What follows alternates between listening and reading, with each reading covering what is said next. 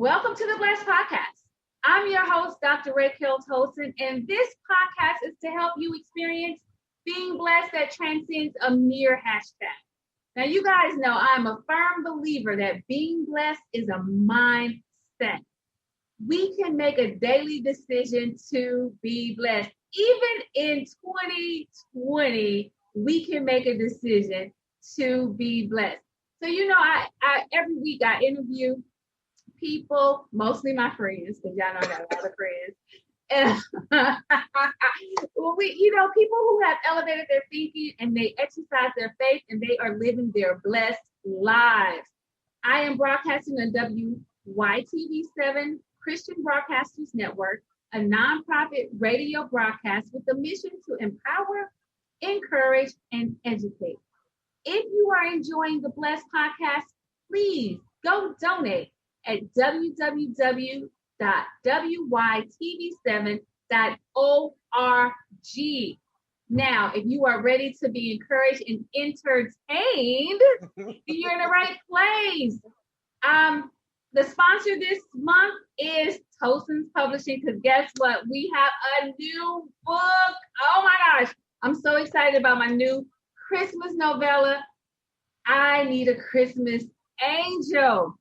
It will be released on Friday, December 11th, but you can go to Amazon right now and pre-order your copy of the Kindle for $2.99. That's it. I need you to go and pre-order your copy today. While you're listening, go do it right now. And guess what? I also wrote a song with the same title, but it's called Christmas Angel, and it's on iTunes for 99 cents, but it's also on Spotify and Amazon also. So go get it, support me. Thank you so much. Today's guest is one of my friends, because y'all know for the past couple of weeks it was people that I really didn't know, but they're my friends now.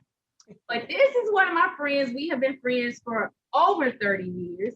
I'm thinking 34-ish years.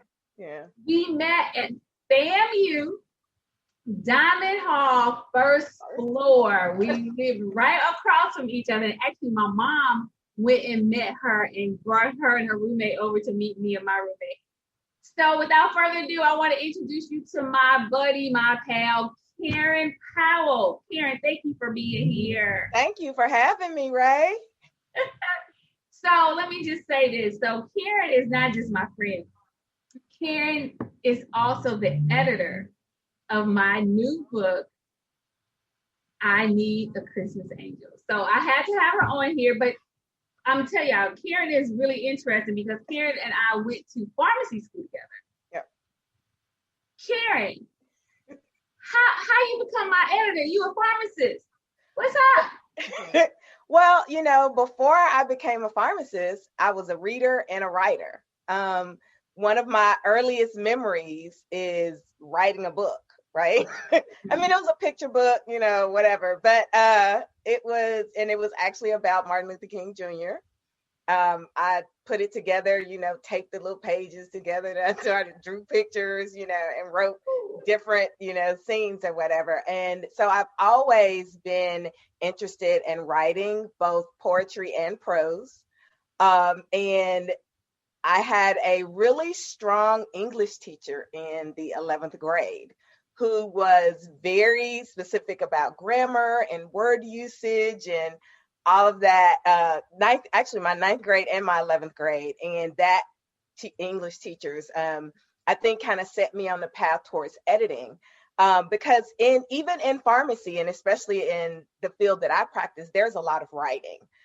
With drug information. And so there's a lot of editing. I edit our newsletter. I write and I edit for our monthly newsletter, as well as our drug pipeline report. So, editing applies across the board to all fields. And I'm an avid reader, so I kind of edit in my head sometimes as I'm reading books. So okay, it's a natural progression.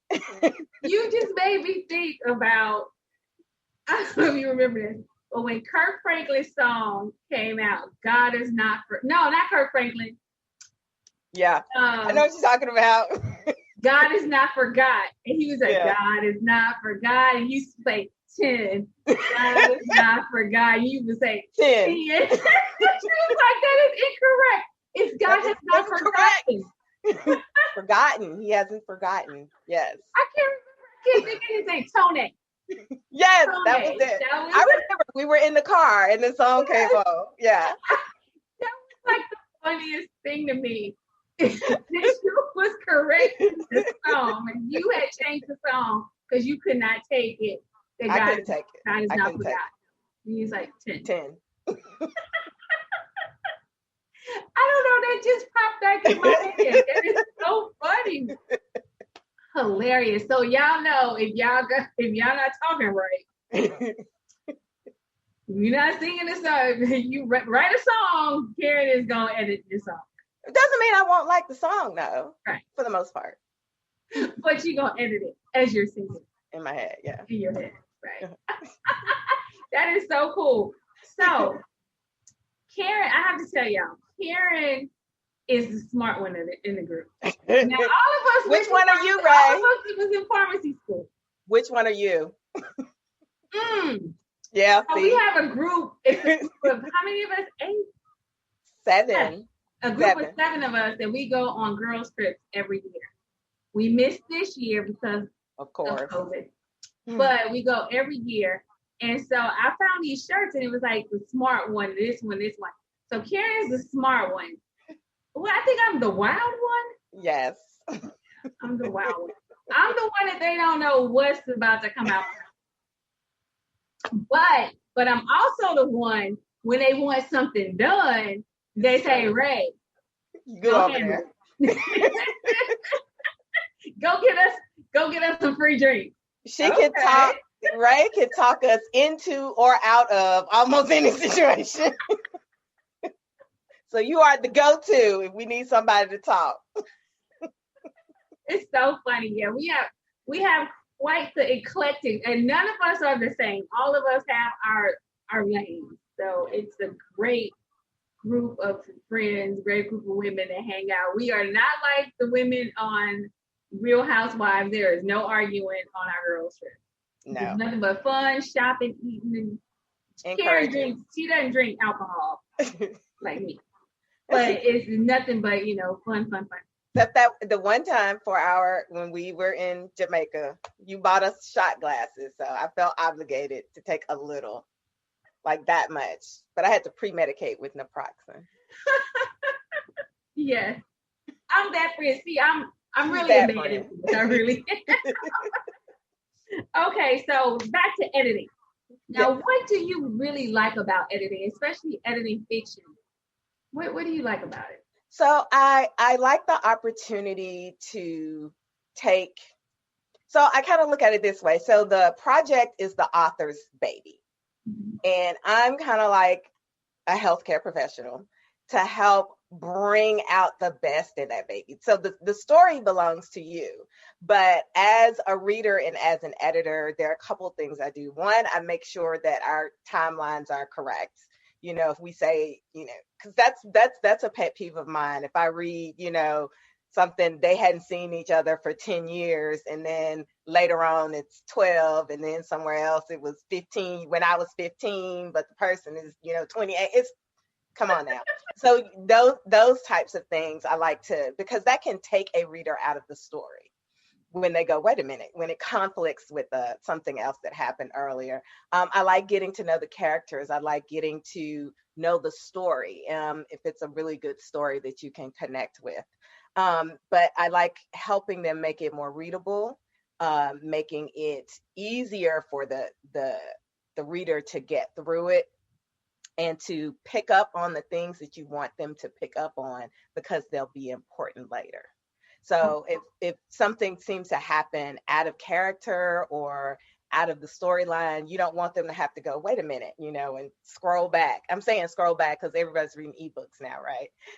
Scroll back and try to find, but I thought they said, X, Y, Z. So I really do enjoy that. And just trying to help make the book be the best that it can be. Right. It sounds like continuity, like making sure, because I'm like that when it comes to watching movies. Yeah. If they come in with the baby carrot, the baby. Right. And they leave without it, and they didn't say something about somebody babysitting. I'm like, okay, Right. where's the baby? Where's the baby? Where the baby? Like, or like, where your purse? You had a purse when you walked in. When you walked out, you didn't have a purse. What happened? Like, it really doesn't matter. The purse has nothing to do with the story, but it irks me. So and I'm like, why it can pull you out in with a purse? right? And it pulls you out. It pulls you out of the story, right? Because now you're not paying attention to what happened. You're paying attention to where's the purse. I was watching a movie. I won't say the name of it, but that my brother forced us to watch last year.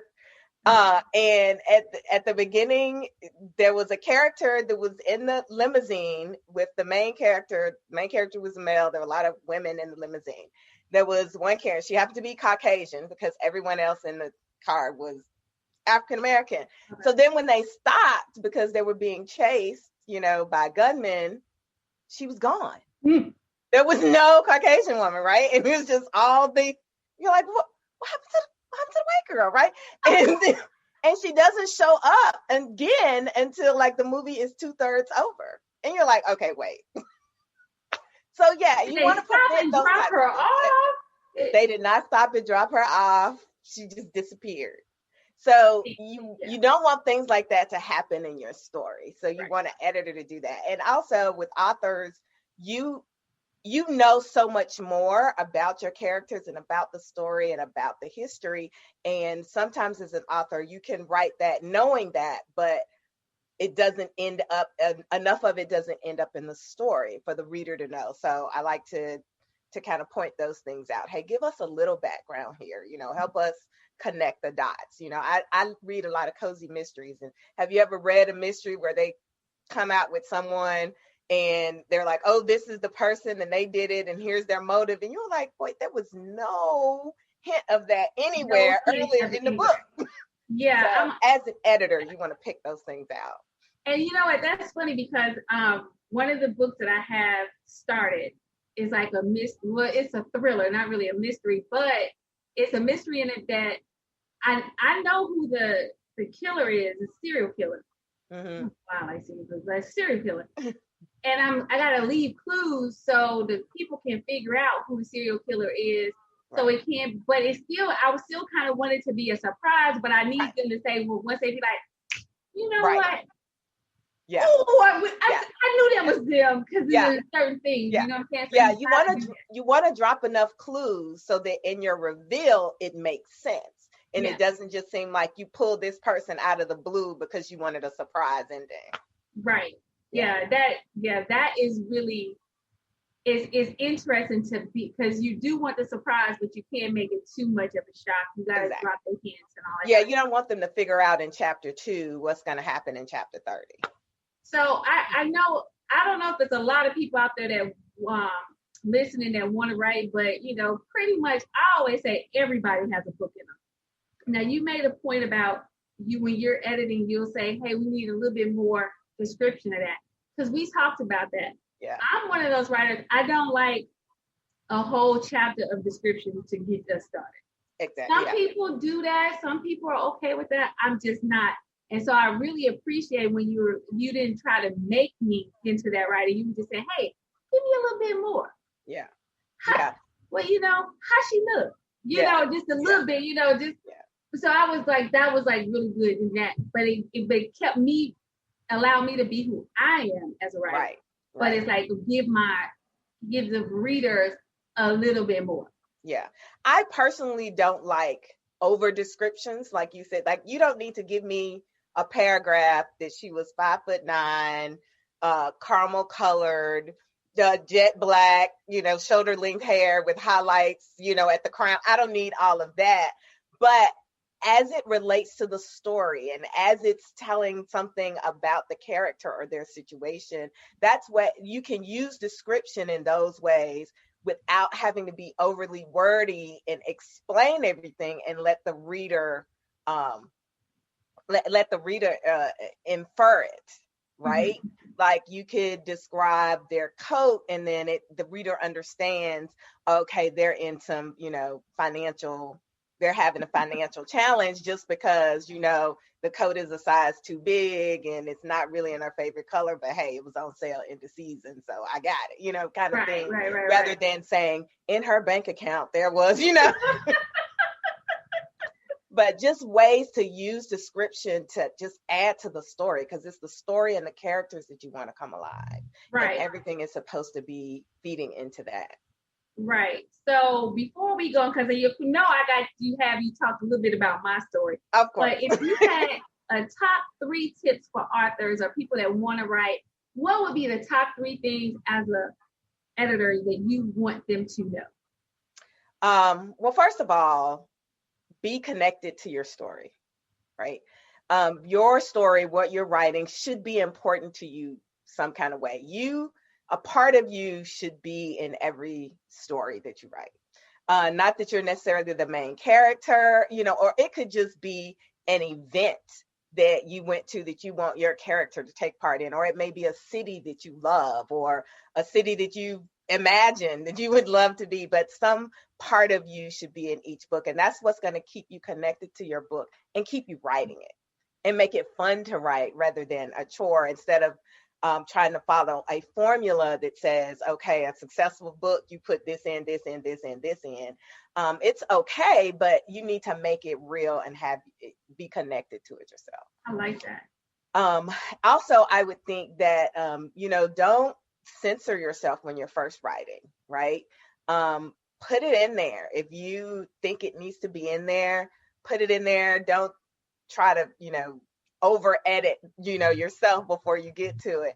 But put it in there, and work with your editor to make sure that, you're what needs to go in, what needs to come out, to make the book the best. Because a lot of times you'll be thinking, oh, I don't think I want to put this in there. Or I'm not sure if it goes here, goes there. Put it in, right? And then give it a chance to marinate, right? And then you can come back and work with your editor. And then thirdly, I would say definitely get an editor, because it's hard for you to edit your own book. Like I have some things that I'm writing, projects that I'm working on, and I will get someone to edit them, because you know what you were thinking when you're writing. It's just like even when you're proofing a paper, when you were proofing a paper in college, or, even proofing an email, you know what you meant. So you tend to see what you meant rather than what you wrote. So get an editor, even if it's just like Ray, a friend who knows how to edit, but have someone not just proofread, but edit and make sure that it flows, that your characters are fully developed, that what you say in chapter 1 makes sense when you get to chapter 15, those types of things. So I just need to put a pin in it, because she said get a friend like Ray. So first of all, if you don't have the caliber of friends that I do, then you cannot use your friends. You are funny. Friends. I have friends who actually are editors. I have friends who are illustrators. I have friends. Listen, I network. I've been networking all my life. I don't burn that bridges. Is true. I don't burn bridges because I don't know who I'm gonna need. Listen, I got friends that know a lot of stuff, because I know a lot of stuff. So birds of a feather, you know what I'm saying? Yeah. That's just how it is. So Good point. Listen, there is a statement that says your net worth is tied to your net worth. That is true. Okay. So I don't know why I'm not a billionaire yet. Right. My network is amazing. Okay, but let's talk about my book for a minute. I Need a Christmas Angel. Okay, so do I get to ask you a question? Okay, no. First, I need to ask you, what did you really think of the book? I really enjoyed it. I really did. We have kind of talked before about why we write and things like that, but I think the thing that I liked most about the book is that the characters, they were so real to me. And you probably read some of the comments that I put in there, but it's like I could really imagine this, and I'm like, oh my gosh, that is something that a mother would definitely do or would definitely say. And, you know, it was funny. It's like, yeah, they do that all the time. Baby, go do that. You know, and it's like, okay, I guess I didn't have anything else to do, but since you mama, I'm going to go do it. Right. So just, the culture, the interaction between the characters, the songs that were referenced, the activities, things like that. It was also relatable, and so real. And I really like that about the book. I'm so excited because this is my first attempt at a Hallmarkish type movie. Uh-huh. Because, you know, let's just be real. Hallmark, I've been watching Hallmark for a long time, and we have not necessarily been represented in the main characters. We've always been like the best friend, or the boss, you know, that's sending people down to the small town or whatever. Right. But now, I mean, it's changing. This year, more. Yeah. But I wanted this movie to be something that it could be on Hallmark or Lifetime. But, you know, it was like, I had Hallmark in my mind the whole way through. So as a Hallmark movie watcher, yes, could you see I Need a Christmas Angel on Hallmark? Yeah, I definitely could. And I'm an avid, you know that I'm an avid Hallmark Lifetime. Well, the Christmas movies Lifetime, right. But not the crazy one. Give me my daughter back, you know, not those. Yeah. But I could definitely see it as a Hallmark movie. Okay, so now we can't give out the story. Y'all got to go get the book. But because when I do my book, I have a soundtrack. So I put up the soundtrack on Facebook for people, if y'all on Facebook, because I have a soundtrack, because in my head, every book I write is a movie. And I see it in movies, so I got the soundtrack, you know, going. The main character, if it was a Hallmark movie, who would you get to play the character? I think did I tell you who I was? You told me, so I can't think of anyone else now because you already told me what you said. Okay, so I'm going to let y'all know. Jordin Sparks. If anybody knows Jordin Sparks, we need to get her the book. She would be the best Kelly in I Need a Christmas Angel. Oh my God, I could see her doing that role. Well, okay, so I didn't tell you about BB, did I? Did I tell you who I thought about BB? You did. I'm going to see if it's the same person that you're saying now that you said then. Okay, so the person I maybe it's different, but Kim Whitley. Oh, okay, now. Oh, yeah, I can see that. She's crazy. I can see that. She's crazy, and I just love her energy. Yeah. And here's the thing. I know somebody that know Kim. Of course you do. Close. Great. So I got to get the book to her, because here's the thing. And I need everybody to be sending good vibes, praying, whatever you do, I need y'all to do it. Kim has a relationship with Oprah, that she used to do her own show. Okay. Oprah Winfrey did a Christmas movie last year. I think she's doing one this year. So maybe this will be next year, 2021. Could be I Need a Christmas Angel, right? I Need a Christmas Angel could be your own Christmas show next year. So, Raquel, let me ask you a question about I Need a Christmas Angel. Okay. What was your inspiration for it? Oh, okay. So, of course, I wrote the song I Need a Christmas Angel a few years ago because I was all depressed and down, just sad because the man I love married somebody else. I was like, oh, it's me. So that's where the song came from. And in the beginning, that's kind of what was going on in the beginning. But the overall story came from Kelly Clarkson's Christmas song, Wrapped in Red. Because it's all about, just being in love with somebody and you never had the nerve to tell them. And so I was like, that is such a good story. Like a good Christmas Hallmark story. Yeah. So, of course, I have to send this to Kelly Clarkson too, right? Because she could be the executive producer if we do it on Hallmark. Because, Blake he's been doing a movie every year on Hallmark. Blake Shelton? Blake Shelton. Okay. So, he and Kelly be trying to one-up each other. So maybe Kelly be like, well, if Blake can do it, I can do it. So I can send it to her maybe if we get it on. I love it. I'm just Wheels always turning. Always turning. Always going, always turning. Look, it is all, we got 5 minutes left. That was way too fast. Yeah. So just real quick, I just need everybody to understand out there that this book, I promise y'all, me and my mother have been watching Hallmark movies forever. It's something that that's how we bonded during Christmas, because it was just the two of us. We didn't have a big family. It was just me and my mom. And so this is something that we did. Even when I got older as a teenager in college, I wanted to be with my mama so we could watch Hallmark movies. Okay. Her favorite one was Borrowed Hearts. Such a good movie. You got to watch it if you haven't watched it. Borrowed Hearts. But when I wrote this, and I don't know why it took me so long to finally write one, but I'm like, it couldn't be finished unless it was good enough that my mama would want to watch it every year. Mm-hmm. And I feel like I did that.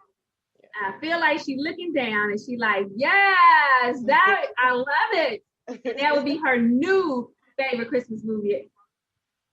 I'm sure, I am sure Ruth is doing exactly that. So y'all go get the book. And if there are any writers out there and they need an editor, Karen, how can they find you? Well, you can email me at cspcompanies@gmail.com. And we can talk about moms. That's named after my mother. Her initials were CSP. So C as in cat, S as in Sam, P as in Powell. Companies, plural, IES, not YS, at gmail.com. Okay. You just wrong. I just looked at you, bro. Anyway, so they can email you.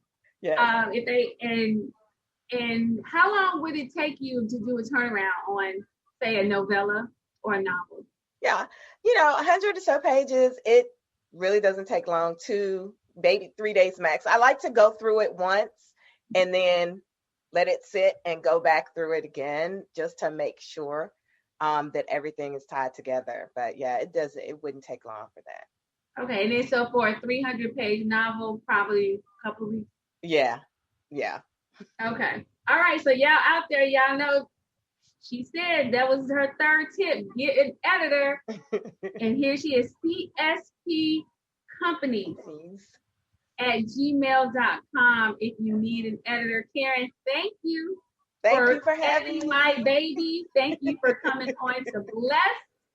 Thank you for being my friend. Yay, right. Thank you so much for having me. It's always a pleasure, Ray, to connect with you. Always.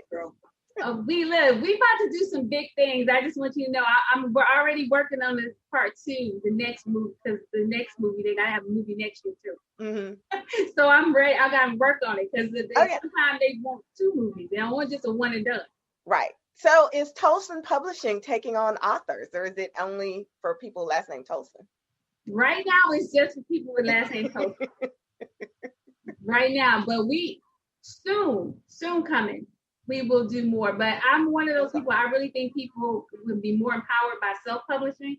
So I do offer consultation to help people self-publish because that's where your power lies in you keeping everything for yourself. There you go. Hey, I know we gotta go. Stop asking me questions, girl. Hijacking my interview. Hey guys, you know how we do. This book, please go to Amazon, pre-order I Need a Christmas Angel. You won't be disappointed. iTunes and download Christmas Angel. The song is amazing also. And we're going to go out with that song so you'll get to hear it. And until next week, be blessed. Bye.